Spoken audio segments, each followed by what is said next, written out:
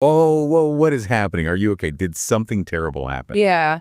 It's just the worst thing imaginable. It's a tragedy of epic proportions. Okay, what is it?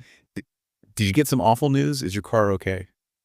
No. So much worse. I was just getting my lunch ready, my beautiful, perfect jelly sandwich. It fell right on the floor. Hmm. And the jelly side went down. It's ruined. It's all over. Right.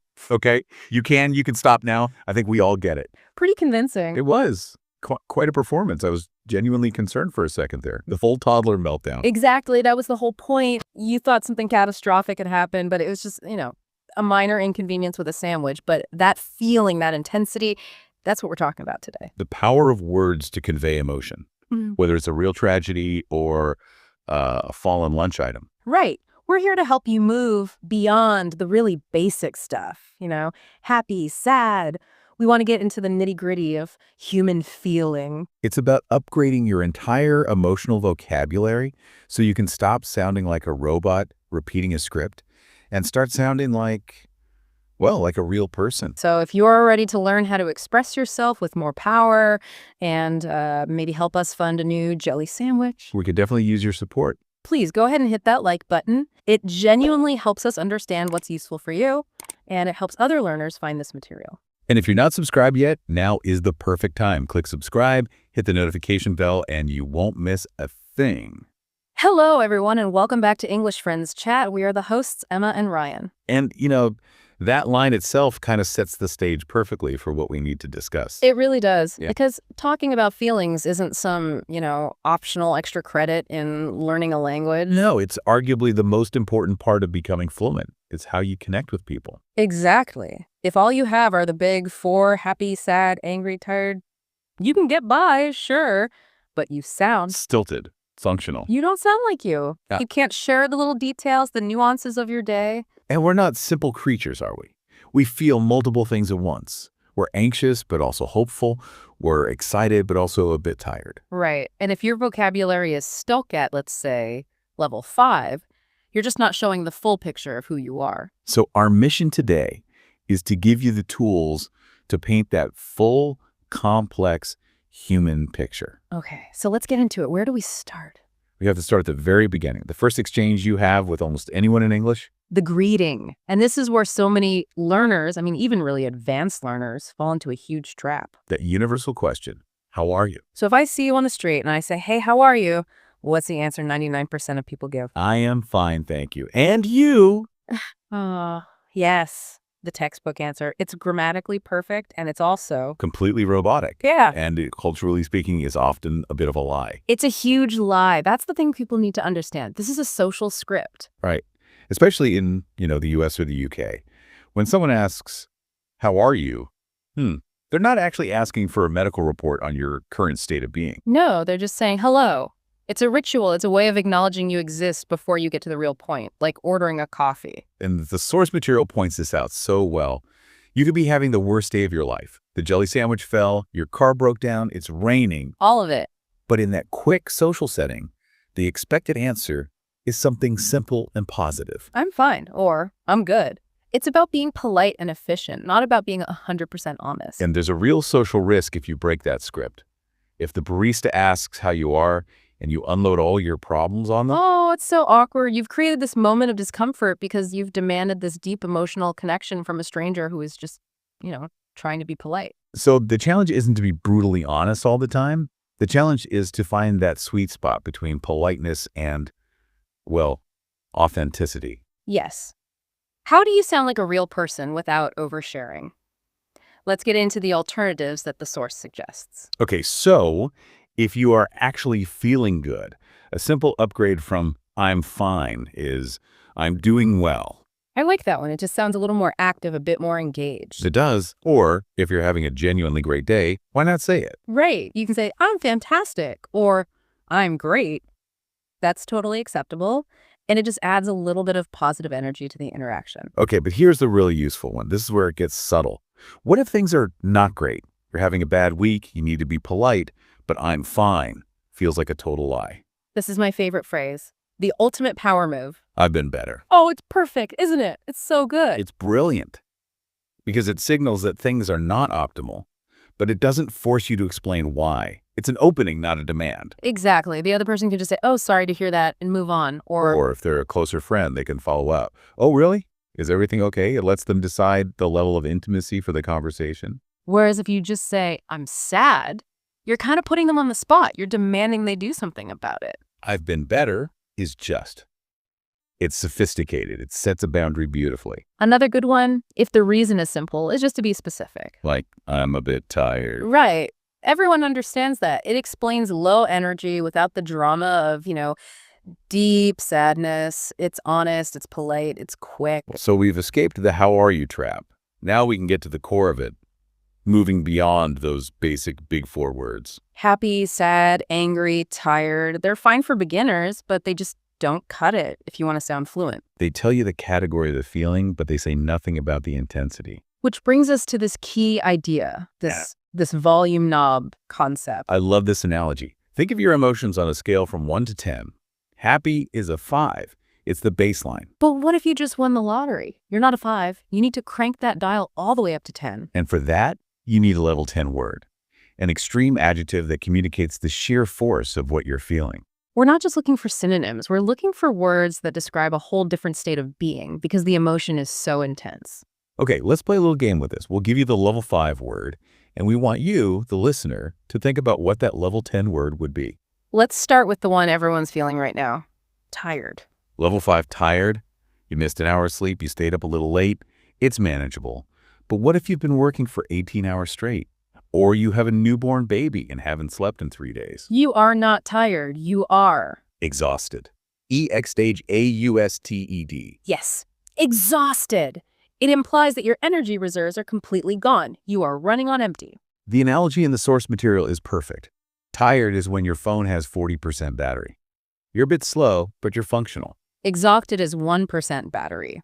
The screen is dimming, apps are closing, you're in emergency power save mode. And that distinction really matters. If you tell your boss I'm a bit tired, they'll probably tell you to grab a coffee. But if you say, I am absolutely exhausted, you're communicating a real need for rest. It's almost a medical state. And notice the grammar there. You said absolutely exhausted. These level 10 words can handle those strong intensifiers. Completely exhausted, utterly exhausted. You'd never say, I'm totally tired. It just sounds wrong. It does. And remember the cause versus the state? The long day of work was exhausting. Because of that, you are exhausted. Getting that right is a big step up. Okay, next one. Let's turn up the volume on a more fiery emotion, angry. Level 5, angry. Someone takes your parking spot. You're annoyed, you're angry for a minute, then you move on. But what if someone does something truly awful, something that feels like a deep betrayal? Then you're furious or livid. Furious. You can almost feel the fire in that word. It suggests a rage that's so hot, it's hard to control. It's bordering on irrational. When you're furious, it's hard to think clearly. And then there's livid. The source notes, this is a great British English word, but it's used everywhere now. And the origin is fascinating. I didn't know this one. It's not what I expected. No. It comes from the Latin for bluish or discolored, like a bruise. A bruise. How does that relate to being angry? Well, think about what extreme anger does to a person's face. Some people go bright red, but some people, because of the shock and adrenaline, can go incredibly pale, almost a grayish ore. Bluish color, wow. Exactly. So when you say you're livid, you're implying the anger is so intense that it's physically changing the color of your skin. That is definitely a level 10 description. You're not just angry, your rage is literally visible on your body. Let's go back to that parking spot example. You're angry about the parking spot. You are furious or livid when you find out a coworker has been stealing your ideas for months. The scale is completely different. The word has to match the crime, so to speak. Okay, what about fear? The basic word is scared. Level 5, scared. You hear a loud bang outside or you see a spider. It's a quick jolt, but then it passes. But what if you're in a situation where you feel a real, immediate, overwhelming threat to your safety? Then you are terrified. Terrified. It has terror right in the word. It's a fear so profound that it's paralyzing. Right. That's the key difference. When you're scared, you react. You jump back from the spider. When you're terrified, you might just freeze. You're unable to function because your brain is just overloaded with fear signals. The source material contrasts the spider with seeing a ghost. One is a rational, minor fear. The other suggests a level of terror that breaks your understanding of reality. Using terrified tells your listener that the stakes were incredibly high in that moment. Okay, let's end the section on a positive note. Happy. Level 5, happy. It's a nice sunny day. You find $5 on the sidewalk. It's good, but it's not life-changing. But what if you get the job you've been dreaming of for 10 years? Or you see your child take their first step? Then you're thrilled. Or even better, you're ecstatic. I love the word ecstatic. It just sounds so joyful. It is a beautiful word. The source points out its Greek root, ekstasis, which means something like standing outside of oneself. So the joy is so intense, it's literally transporting you. You're beside yourself with happiness. Exactly. You're almost vibrating with it. It's an energy you can't contain. Yeah. That's the difference between feeling good and feeling ecstatic. So the big lesson here for you, the listener, is to stop using very so much. Yes. Yeah. Ditch very tired, say exhausted. Don't say very angry, say furious. It's a simple switch that makes your English sound so much more sophisticated and, well, native-like. Before we move on, though, we have to talk about one very specific, very modern emotion. Ah, yes. The great portmanteau. The combination of two feelings into one perfect word. When you are both hungry and angry? You are hangry. H-A-N-G-R-Y. This word is just so useful, and it's amazing how quickly it went from being like slang to being in the dictionary. Because it describes a real, recognized physiological state. Your blood sugar drops, your brain doesn't have fuel, and you become irritable. It's a get-out-of-jail-free card for being in a bad mood. It is. It gives you an immediate excuse for your bad behavior. It's not your fault you were grumpy. It was a biological need. I can just say, oh, sorry I snapped at you. I was just super hangry, and everything is forgiven. Exactly. It diffuses tension instantly. And for a learner, using a word like hangry shows that you're really up to date with how people actually speak today. Okay, so we've got our level 10 adjectives. Now let's move into something a bit more poetic. Part 3. We're diving into idioms. This is where English gets really creative and sometimes a bit confusing. It really is. Native speakers love using these metaphorical phrases. We often prefer to paint a picture with our words instead of just saying something directly. And they're incredibly efficient. Mm-hmm. One short phrase can convey a very complex emotional state that everyone in the culture just gets. Let's start with happiness, connecting back to being thrilled or ecstatic. If you get that dream job, you are over the moon. Over the moon. The image is just so clear, isn't it? A joy so powerful it could launch you into space. It's that feeling of weightlessness, of defying gravity. And the source connects it to that old nursery rhyme, "The cow jumped over the moon." It has that sense of playful, impossible joy. You'd use this for big life events. When he proposed, I was absolutely over the moon. There's another one that's similar, also related to being up high. On cloud 9. Right. This one feels a little calmer to me, maybe. Over the moon is the initial explosion of joy. On cloud 9 is the feeling of floating in that happiness for a while. That's a great distinction. It feels more sustained, more blissful, like you're just drifting along in a state of perfect contentment. And the 9 part apparently comes from old weather classifications where cloud 9 was the highest, fluffiest, most perfect-looking cloud. So being on cloud 9 is being in the best possible place, that blissful state after you get engaged or after you've passed a huge exam. Okay, let's flip to the other side, sadness. And here, color becomes really important in English idioms. The color of sadness is definitely blue. We have the blues music. You're feeling blue. This is a perfect idiom for that low-level, kind of gentle sadness. You're not devastated, you're just melancholic. It's a great way to describe your mood when it's, gray and raining outside, or maybe you're just missing home a little bit. Exactly. I'm not really sad, just feeling a bit blue today. It communicates the feeling without being too dramatic. Now, what if the sadness is deeper, heavier, more serious? Then you might be down in the dumps. Down in the dumps. The word dumps, as the source notes, is an old word for a bad mood. And being down in it suggests you're stuck. It has a feeling of weight, of being trapped in a low place. If you're down in the dumps, you probably don't have much energy or motivation. You might not want to get out of bed. You don't want to see people. It implies a more prolonged state of gloom than just feeling blue. You'd say someone is down in the dumps after losing their job, for example. It's a more significant kind of sadness. Okay, how about anger? Back to colors. What's the color of rage? Red. Fire, stop signs, danger. So the idiom is seeing red. And this one is so specific. It's not just about being angry. It's about being so angry that you lose control. Yes. Your vision is clouded by rage. You can't think rationally anymore. You're operating on pure, raw emotion. It's the state you're in right before you do something you'll regret, like yelling at your boss or punching a wall. When he insulted my best friend, I just saw red. It's an explanation for an extreme reaction. My anger took over my brain. This is definitely the feeling that requires someone else to tell you to. Calm down, which we'll get to. We will. But first, there's one more really important physical idiom for nervousness. Ah, yes. The strangest one, if you translate it literally, butterflies in my stomach. It sounds so bizarre, doesn't it? But every native speaker knows that feeling exactly.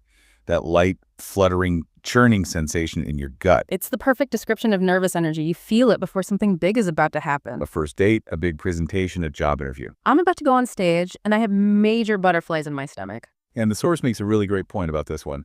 It's not always a bad feeling. No, it's not. It's a sign that you care. It means that what you're about to do is important to you. If you didn't have butterflies before your wedding, that might be a problem. It's that mix of anxiety and excitement, healthy nerves. So we've got the extreme adjectives for intensity and these poetic idioms for the flavor of the emotion. Now we need the tools. How do we manage these feelings? How do we talk about changing them? This is where we need phrasal verbs. They're absolutely essential for talking about the dynamics of emotion, how feelings change, how we control them. And they can be tricky for learners because a simple word like break or cheer suddenly has a totally new meaning when you add down or up. But you can't sound natural without them. So let's start with what you do for a friend who is feeling blue. You try to cheer up or you try to cheer them up. Right. It works both ways. It's the action of becoming happier or making someone else happier. He was really down in the dumps after he failed his exam, so I took him out for ice cream to cheer him up. It's a supportive, active phrase you use when the sadness seems, manageable. Okay, what about the other end?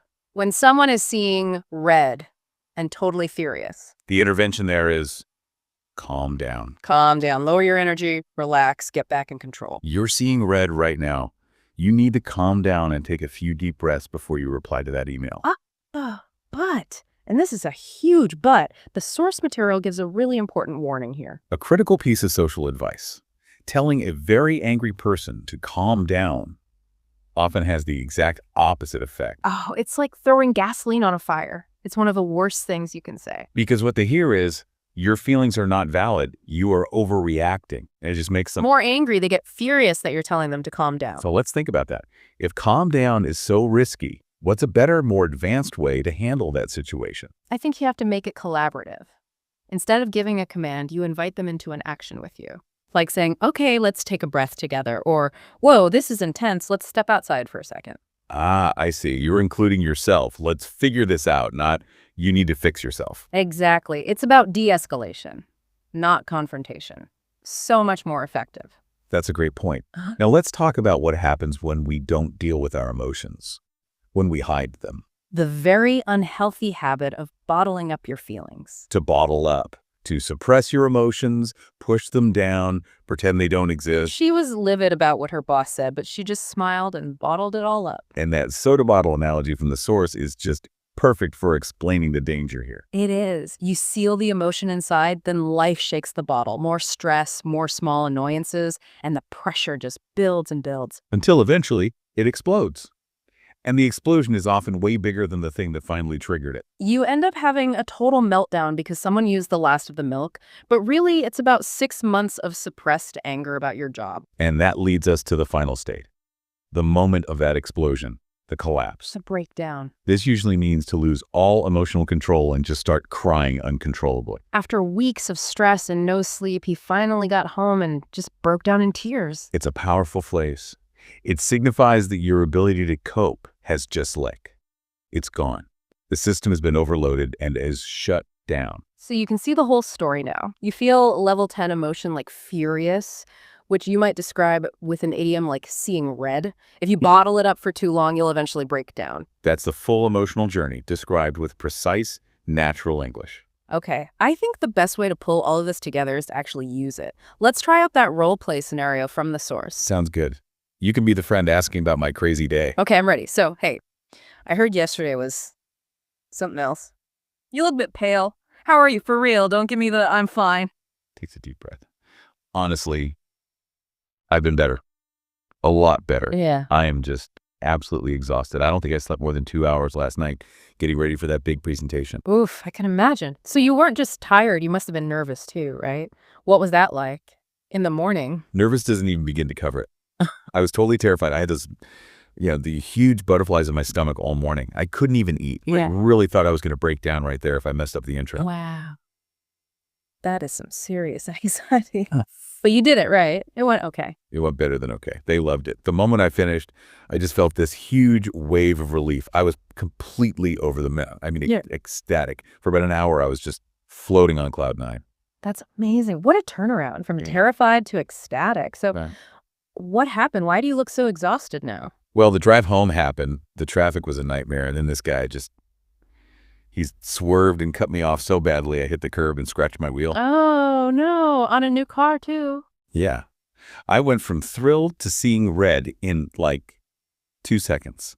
I was absolutely furious. I bet. Did you honk? Did you yell? I wanted to. I was so livid. I was actually shaking. But I just took a really deep breath and told myself, calm down. Just calm down.